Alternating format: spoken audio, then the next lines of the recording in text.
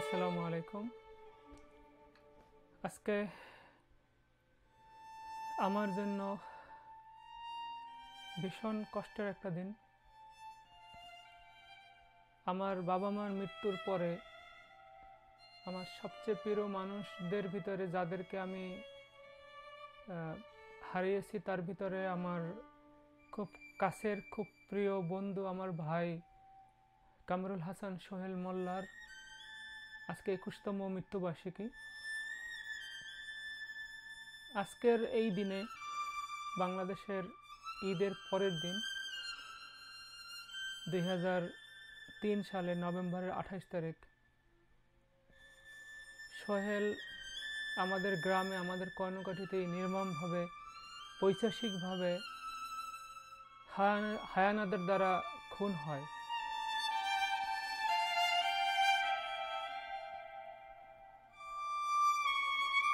এই দিনটা আসলে আমার জন্য অত্যন্ত কষ্টের, অত্যন্ত দুঃখের একটা দিন। আমি যে শুধু এই দিনটাতেই সোহেলকে স্মরণ করি সেটা না, আমি সারা বছরই সোহেলকে স্মরণ করি, সারা বছরই আমার সোহেলের কথা মনে পড়ে। কারণ সোহেল আমার এমন একজন ভালো বন্ধু ছিল, এমন একজন কাছের বন্ধু ছিল, একজন ভাই ছিল, যার অভাবটা না আমাকে সারা বছরই করে করে খায়। আমি জানি না সোহেলের অন্য কোনো বন্ধু বান্ধব, তার ফ্যামিলির বাইরের অন্য কোনো মানুষ তাকে এইভাবে স্মরণ করে কিনা, কিন্তু আমার স্মরণ ছিল, আছে, আর থাকবে ইনশাল্লাহ। সোহেলের মৃত্যু সংবাদটা আমি আজও মেনে নিতে পারি নাই, কারণ আমি তো স্বচক্ষে দেখি নাই। আমার বিশ্বাস হয় না যে সোহেল এই দুনিয়াতে নাই।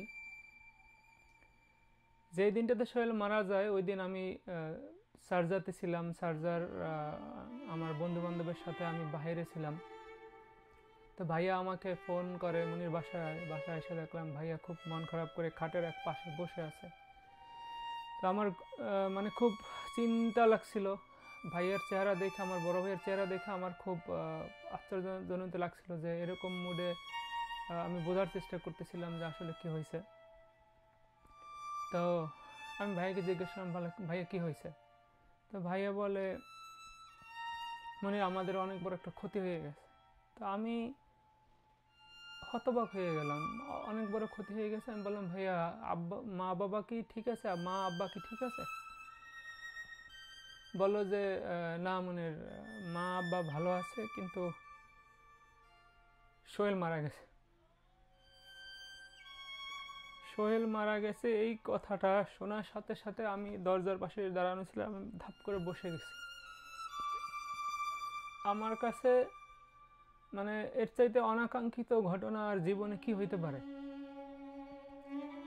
আমি বসে পড়লাম। আমার সাথে আমার ফ্রেন্ড নেয়াম ছিল, আমার মামাতো ভাই জুয়েল ছিল, আমার বেয়াই ছিল, আমার আরও একটা ফ্রেন্ড ছিল, আমার একটা চাচাতো ভাই ছিল। সবাই আমাকে ধরে বসাইলো। বসানোর পরে আমি জিজ্ঞেস করলাম, ভাইয়া কি হয়েছে? আমার ভাইয়া যেই বর্ণনাটা দিল সেই বর্ণনা আসলে ভাষায় প্রকাশ করার মতো না। আমি প্রকাশ করতে পারবো না, সেটা কম বেশি আপনারা সবাই জানেন। একটা মানুষকে পরিকল্পিতভাবে খুন করা, সোহেলের মতো একটা মানুষ খুন করা মানে তার পরিবারটাকে পুরো ধ্বংস করে দেওয়া। সোহেলের মৃত্যুর ঠিক 2 বছর পরে সোহেলের আব্বা মারা যায় ভীষণ শোকে, ছেলের শোকে। আম্মাও অসুস্থ হয়ে পড়ে, তার ব্রেস্ট ক্যান্সার ধরা পড়ে। ধুকে ধুকে বেচারি বছর 2 আগে সেও মারা যায়। একটা মানুষকে নির্দয়ভাবে হায়ানারা খুন করলো, তার সঠিক বিচার আমরা পাই নাই। 1 নম্বর আসামি এখনো ধরা পড়ে নাই। বাকি যারা ছিল, কেউ মারা গেছে, কারো যাবজ্জীবন হয়েছে, 10 বছর সাজা হয়েছে। ওকে যেভাবে মারা হয়েছে বা ওর যেভাবে মৃত্যু ঘটানো হয়েছে, মৃত্যু তো আল্লাহর হুকুমই হয়, কিন্তু খুনটা তো আল্লাহর হুকুমে না। খুন তো কেউ জোর করে, কেউ কাউকে মেরে ফেলে, তো যেভাবে ওকে মেরে ফেলা হয়েছে সেই রকমভাবে বিচারটা আমরা পাই নাই। সোহেল এমন একটা ভালো মানুষ ছিল, আমার বন্ধু বলে কথা না, সোহেল খুব পরোপকারী একটা মানুষ ছিল। বিশেষ করে অন্যায় অপরাধের বিরুদ্ধে সবসময় সোহেল দাঁড়াইতো, সবসময়। এটাই ওর জীবনে কাল হয়ে গেছে। আমার দেখা মতে আমি কখনো সোহেলের দ্বারা অন্যায় হয়েছে এটা আমি দেখি নাই। হয়তো অনেকে বলবে যে তোমার ভালো বন্ধু ছিল এই জন্য তুমি বলছো না। আমাদের পরিচিত বন্ধু বান্ধব যদি কেউ বলতে পারে যে সোহেল ভালো মানুষ ছিল না, তাইলে আমি সারা জীবনে আর কখনো মানুষের সামনে মুখ দেখাবো না।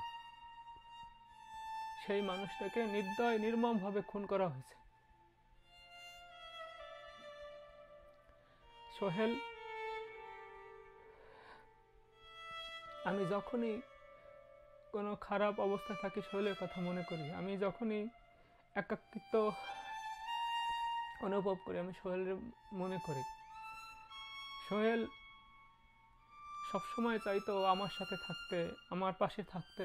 আমিও চেষ্টা করছিলাম ওর জন্য কিছু করার, কিন্তু আল্লাহ তাআলার নির্মম পরিহাস সেখানে হয়ে ওঠে নাই। তো আমার এই দিনটা খুবই দুঃখের, খুবই কষ্টের।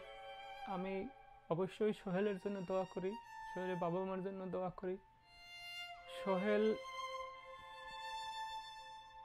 হয়তো এই জীবনে ওর বাবা মা সোহেলের হত্যার বিচার পায় নাই, কিন্তু আমি আল্লাহর কাছে দোয়া করব এটাই, আল্লাহ আপনি ওর বাবা মার